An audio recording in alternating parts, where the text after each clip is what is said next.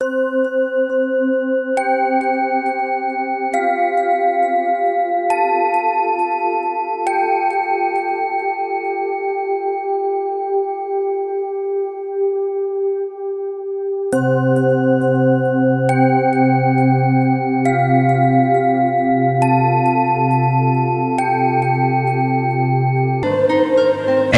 the video of the day, LPing it up nightmares away. Blah! And, we're playing, Joe just wants us to get on with it and stop saying these stupid lines, the game, with the HD mod. He's very impatient, isn't he? Yeah, like, she needs to become a doctor and get some patience, I mean, seriously. I am your host, Nightmare, and tonight, we have a guest! Oh wow, you're getting really theatrical all of a sudden. That reading before really, really got you, huh? It really got my, my acting chops out and about. Anyway, I'm Owen, also known as Immortallium, from Victory Cheap Gaming, and it is my job to help guide Nightmares through this pretty challenging game, and that's something we definitely saw last time. We got a decent bit accomplished last episode, but unfortunately, we were kicked back quite a bit. So, in that case, what I was saying is that we can try to optimize ourselves this time, see if we can do even better than before.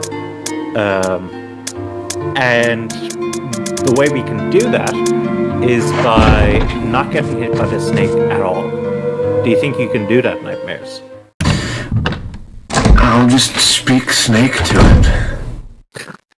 I'd rather have Richard speak bullets to it. That's probably better. Before feeding it himself. Not to be fair, he's saving your life. Like, he's a cool dude. You should respect him. But I was gonna say, I think I didn't finish it last episode. I was gonna say that he dies very differently in Chris's playthrough. Oh yeah? Yeah. Do you mind? Like, do you care at all if, like, I say how he dies in Chris's playthrough?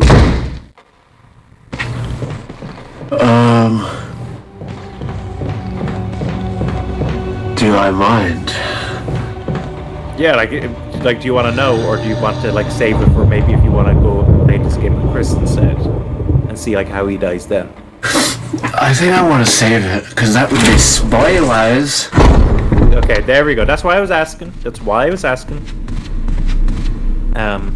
Speaking of spoilers, actually, I guess while we're doing this whole snake sequence again, now's a good time to talk about my attitude to spoilers in videos and stuff. Because it's something that I brought up, I think it was when Caitlin and I were playing Mighty Gunvolt on Victory Cheat Gaming, I think is when I last spoke about it. But it's just something that I think is worth repeating. So, with regards to spoilers, so there's this kind of, you know, when people are recording videos, there's this kind of difficulty of, like, you know, to spoil or not to spoil, because, you know, as if you're talking to friends, you might want to talk about certain movies and what happened in those movies, but then those watching might you know, not have seen whatever, and so, you know, some people are like, oh, you know, if it's 10 years old, you know, it's fine, you can talk about them. Isn't always the case, though, and I was made very evident of this back when I was in college. So in college, there was this German exchange student who was over, and we were doing a project together to do with music. We actually ended up doing, like, a whole presentation to do with Yoko Kanno, who is a musician in Japan who does a lot of, like, music for anime and stuff. But I had to go over to her apartment to kind of get a bit of a better idea of how to do the presentation. And I saw on her bedside table Wuthering Heights, the book. Now, do you know anything about Wuthering Heights? Nightmares? What was that? Payback time! Wuthering Heights. I heard of it. Okay, well, we've already spoiled it, but you know what? Deal with it. just circle around. Yeah, you can grab the death mask now. We save it for whatever later. So okay, we've taken 2 hits. That's okay. We'll work with it. Let's let Richard keep plowing into the snake.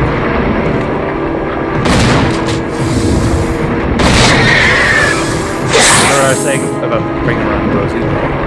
Yeah, my favorite game. The point anyway is that with regards to what I thought everything was like ended. So I just casually mentioned the ending to her and had no idea how it ended. Thanks.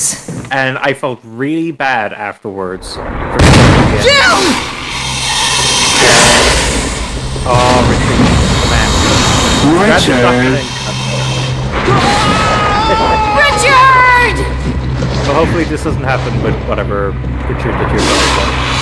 But, yeah, grab the shotgun and get out. I forgot the button for a second. Okay, we took a lot of damage, which I think might actually trigger a different cutscene out of the door here. But point anyway is I that guess that book... we tried to do better and managed to do complete worse. Yeah. So...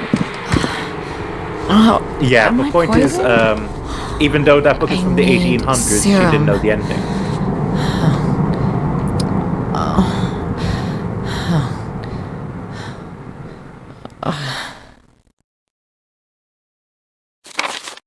That was the same cutscene. It is? Oh, interesting. I thought if you took significant damage, I thought a different thing happened. I guess not. Huh. Okay. Let's head on over then. Okay, we'll see what happens.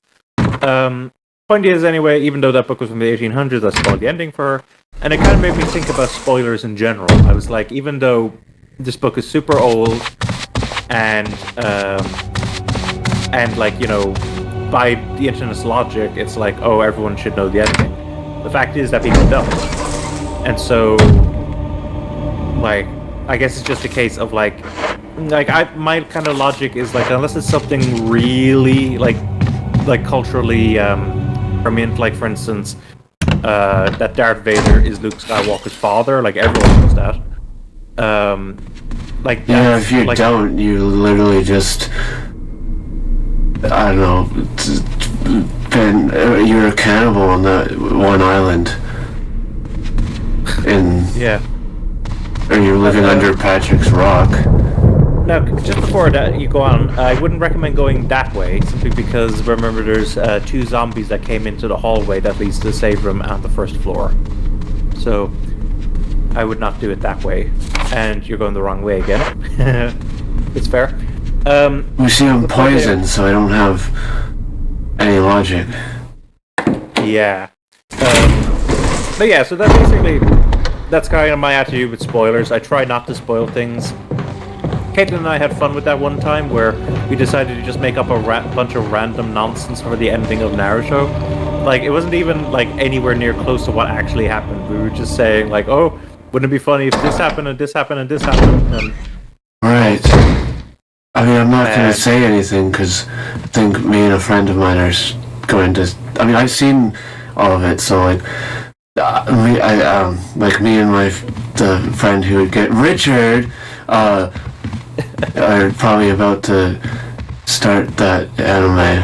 I convinced him to watch it.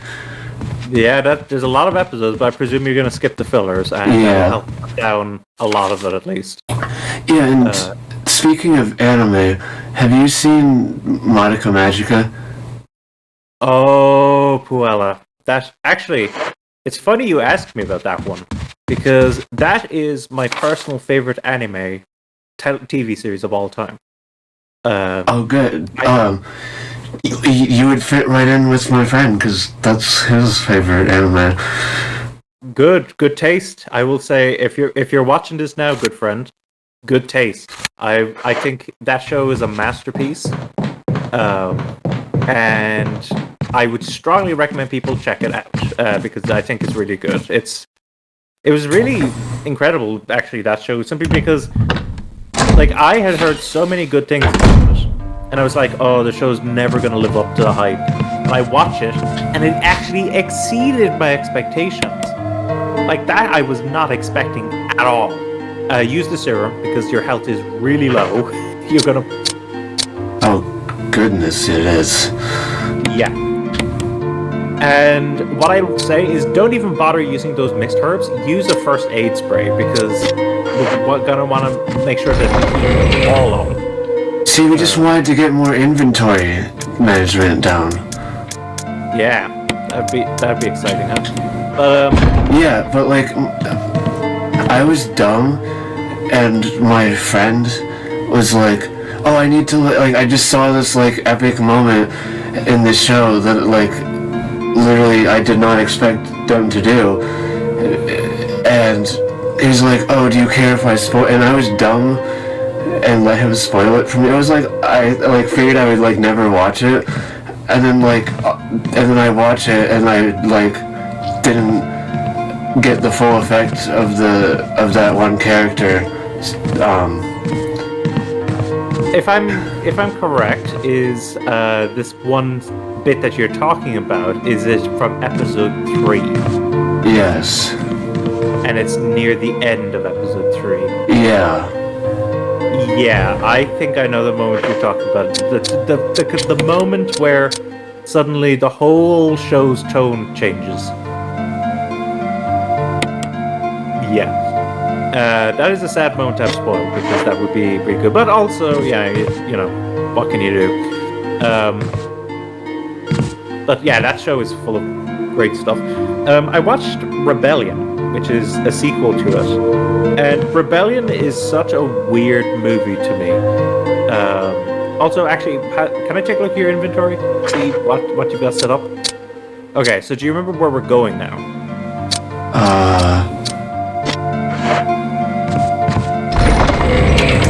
Now, if you want to bring the grenade launcher instead of the shotgun or something, you can do that if you want. I'll leave it up to you to decide. But anyway, the point is, I watched Rebellion, which is the sequel film, and Rebellion was so weird to me, simply because I was watching it and I was like, this is a good movie, but it's also completely superfluous. Like, I liked the animation a lot. I liked the art style. I thought parts of the plot were clever, but I was also like, this isn't a necessary movie. This movie doesn't need to exist, and actually makes you a little more unsatisfied with it than the great ending of the original show. Right. So movies are weird like that, because like the Full Alchemist Brotherhood movie, like the one that was from the anime series that was more based on the manga, so the good one, Brotherhood, Full Metal Alchemist. Yeah, and so you're talking about the Sacred Star of Milos, are you? Yeah, one of those movies. Apparently, it also had, like, it was half Brotherhood, half original as the plot, like, as like where they picked up the story. So it was like, my friend was telling me it was like really confusing because like it like kind of like picked up from where the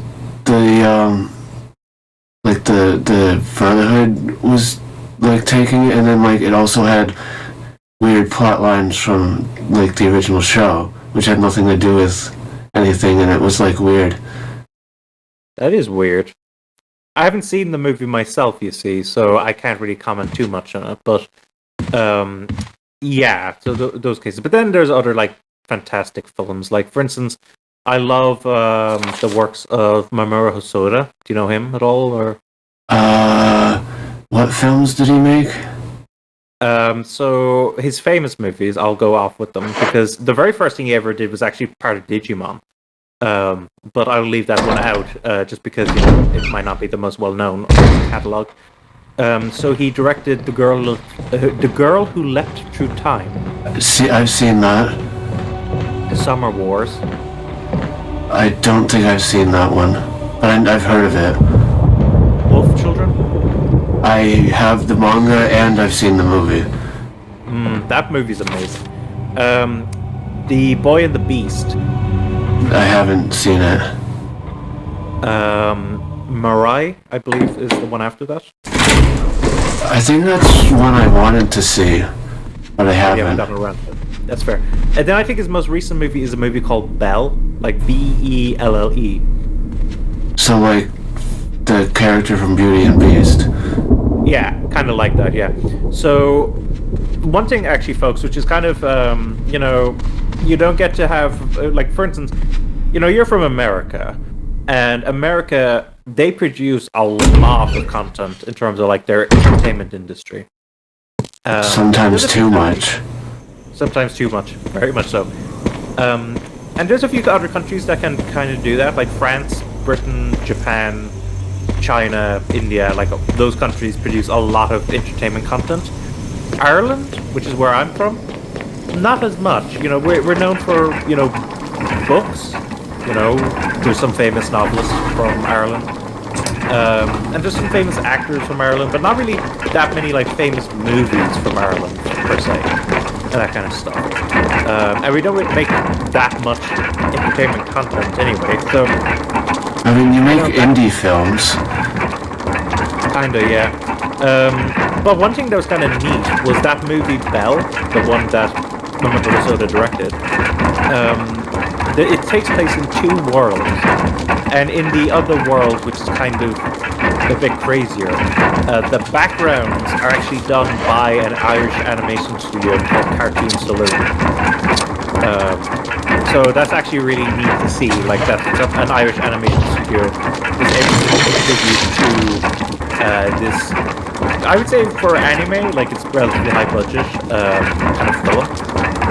So I think that's really neat. If we're talking about Irish animation, there really isn't that much. But probably the more famous ones would be, have you ever heard of The Secret of Kells? I have seen that. Oh, really? You've seen The Secret of Kells? Yes. Oh, that's surprising. Yeah, I Okay, saw yeah. it in the theaters. Wow, you saw it in the cinema. Yeah. Amazing. Okay, that really surprises me. Okay, interesting. Yeah, so that's from the Cartoon Saloon, the same people who did the backgrounds for Belle, for the other world at least. Song of the Sea. Have you heard of that one? Yes, I don't remember if I saw it.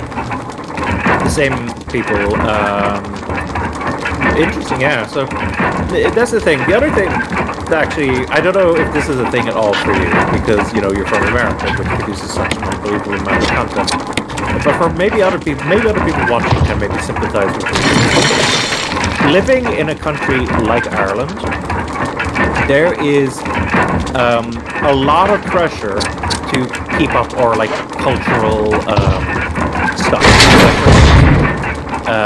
We're very heavily taught Irish in school, even though hardly anyone outside of school talks Irish. And one of the things they do all the time is they're really blasting in your face the traditional stuff. You put on the radio, and so often it's like that diddly-diddly-dee kind of music, and it just gets to the point where I just end up hating it. Like, I can't hear that now without feeling absolutely revolted, which is a horrible thing to do about one's own, like, culture. But it's just because they fed it into us so often. As a way of, like, trying to, quote-unquote, preserve our culture.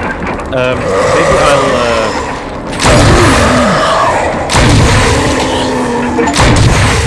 Oh, he's dead, I think. I think you used one shot too much, maybe.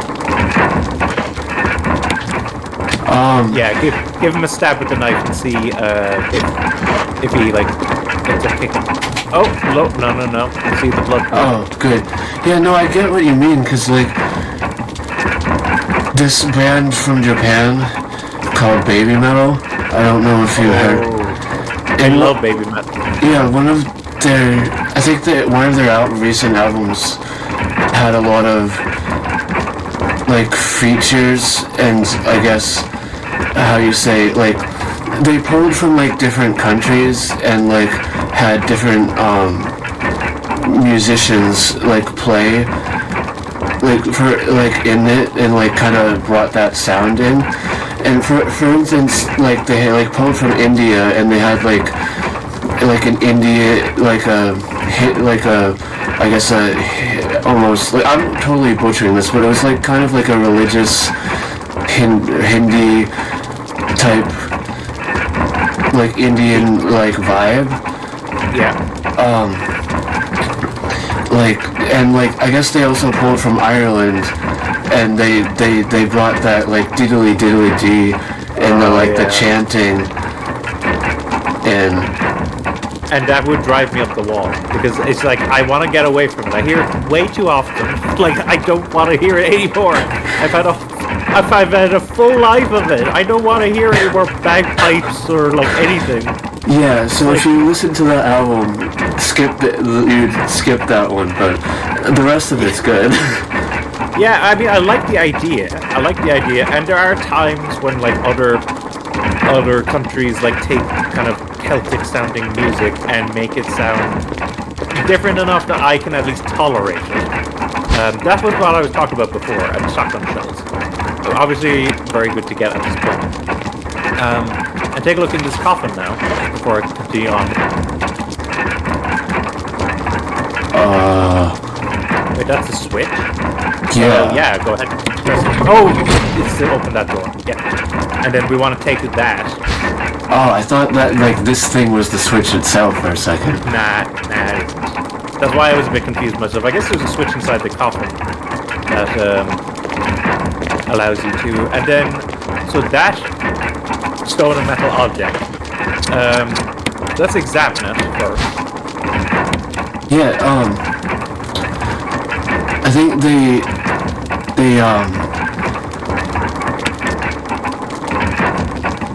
pulled from America, and I don't know if you heard of like that like band Polyphia. What's it called? Polyphia. Nah, I one sec, let me look them up quickly. I'm probably butchering it. Okay, okay, I found Polyphia. Okay, what about them? Oh, they were featured on the Baby Metal album. Oh, nice. In the song that was based off America. Cool. What kind of music did they do? Well, they sort of do like it's instrumental, but they're all like they've all been like playing for like their entire lives. So they're like playing all these like intricate, like shreddy moments, but like they're making it sound almost pop-like. So I guess they're kind of making metal that's more mainstream. Cause they were like, I guess they were like metal, like they were like in the metal kind of scene growing up, and I guess they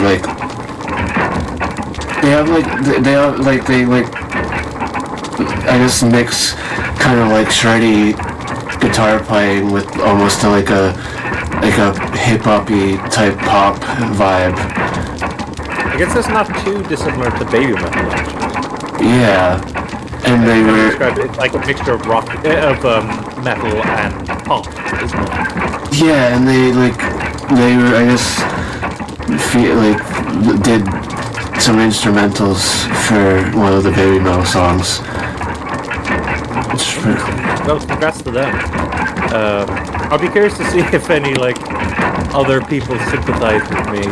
I should totally do a rant about that actually on Big YouTube Game. I'll need to remember how to incorporate it, you see. But it's just a case of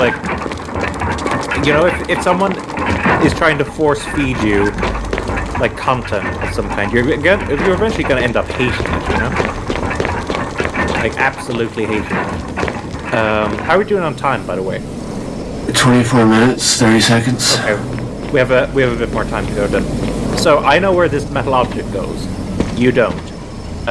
My question to you is: do you want to save now, or do you want to go put away that metal object first and then save?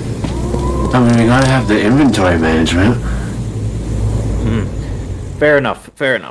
So anyway, I'm sure it must be the same thing for a lot of countries, a lot of smaller countries, like, I don't know, let me think of like a small country, like, I don't know, Belgium. Like, you know, I'm sure like people listening to Belgian music, I'm sure like everyone outside of Belgium is like, oh, that's so awesome. But then if you're in Belgium listening, you're probably like, oh, I'm so sick of this music. Like this one that's all the time on the radio and the TV. Like, they're constantly playing it. Like, please give me some, like, other music. You know, that kind of thing, probably. Like, I wonder if, like, people in Japan ever get sick of their music. Because, like, I mean, it's really like, there's, like, bands that are, like, rock groups that wouldn't necessarily be popular here, but they're, like, huge over there. So, I don't know. Maybe people just love the music that in Japan. Like, again, this is me not being Japanese or ever having lived in Japan, but like, I think they're varied enough that people are kind of like relatively okay with it. Like, because like here in the States, like every other person is trying to be like the next, like the Rihanna or like one of those popular singers. It's like all just becomes the same thing. Yeah, actually, there's a fantastic bit from a British short. Do you know an animation studio called Aardman? I am not familiar with it. No. Well, you're probably familiar with one of their works, which is the Wallace and Gromit stuff. Oh yeah, I've seen a bunch of that. Yeah. So, I mean, I'm not too fond of their more recent work, which seems more kid-oriented, but I love their like older work. And there's a fantastic short they did called Humdrum, which is basically about these two shadows who are bored and they don't know what to do. And at one point, one of them's like, "Let's turn on the radio," and the other one's like, "Oh, it's all the same garbage, you know, like all the time." And then he turns on the radio. And you know, it's that El Chucorata, you know, that music. Yeah. And then he keeps switching the channels, and it's the same song, just done different. You know, like a pop version of El Chucorata, and like a blues version of El Chucorata, you know, that kind of thing. And he eventually just gets frustrated with it, just throws the radio out of the window. And I just found that hilarious. Like the idea of it's the same song on all the stations, but some in different genres.